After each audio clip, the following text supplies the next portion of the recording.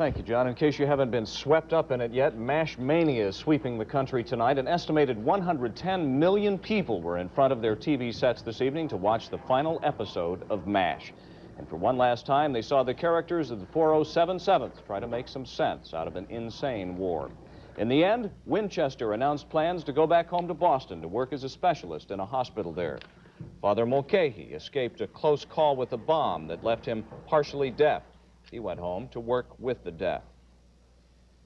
The ever-lovable Klinger cashed in his dress, took a Korean bride, and decided to stay in Korea.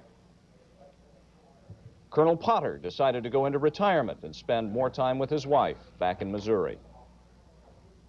Hot Lips Houlihan returned home to work with her father in the field of medicine. Honeycutt finally got home to his family and opened a quiet practice of his own. And Hawkeye Pierce survived a bout with insanity and went home to work as a doctor. So after 11 years on the air, MASH is history, but life goes on. Bob Surratt reports. We really hate to see you go, our favorite wartime TV show.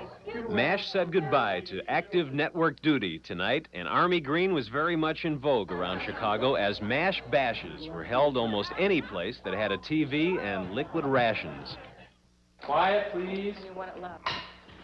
Rolling! The cast of MASH actually got their very honorable discharge back on January 14th, when the final scene of the last half hour was finished. That's a wrap!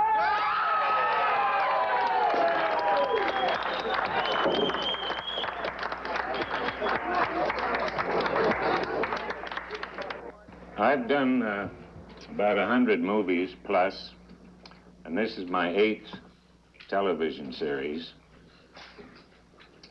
And 7 of them weren't tough to walk away from at all. And believe me, in my experience, there's never been a congregation of actors put together that would come within a mile of this bunch.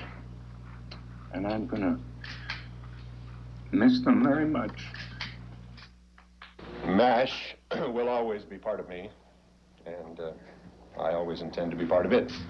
So, as far as my experience with these people is concerned, our goodbyes, I hope, will continue for some years. The co-writer and director of tonight's concluding episode, Alan Alda, became the Army's only $5 million a year captain, thanks to the success of MASH. But it was Alda's decision to bring the MASH unit home for good. We're stopping because we feel that if we went further, we would risk squeezing it dry, not being able to give it our best. I'm very, very sad to be leaving my intimate friends and my colleagues and my collaborators, but I'm very happy because I'm so proud of what we've done. We've really accomplished something. 20th Century Fox here in Hollywood is really capitalizing on MASH mania.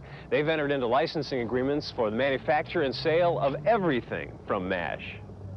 There's even a Hawkeye distilling company providing a different kind of transfusion.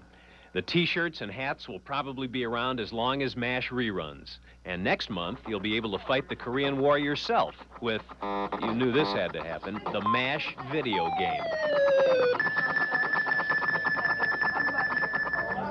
Not too much hype. MASH has been on the cover of every magazine from Newsweek to Crack Magazine.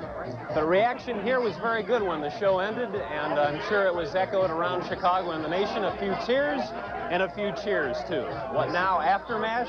Well, that's the title of the spin-off, starring Harry Morgan, Jamie Farr, and William Christopher. After MASH next season on CBS. Because Don and Walter, old hit shows never die.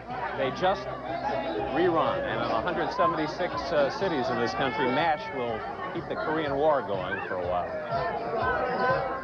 Thank you, Bob. We will be seeing it for a while.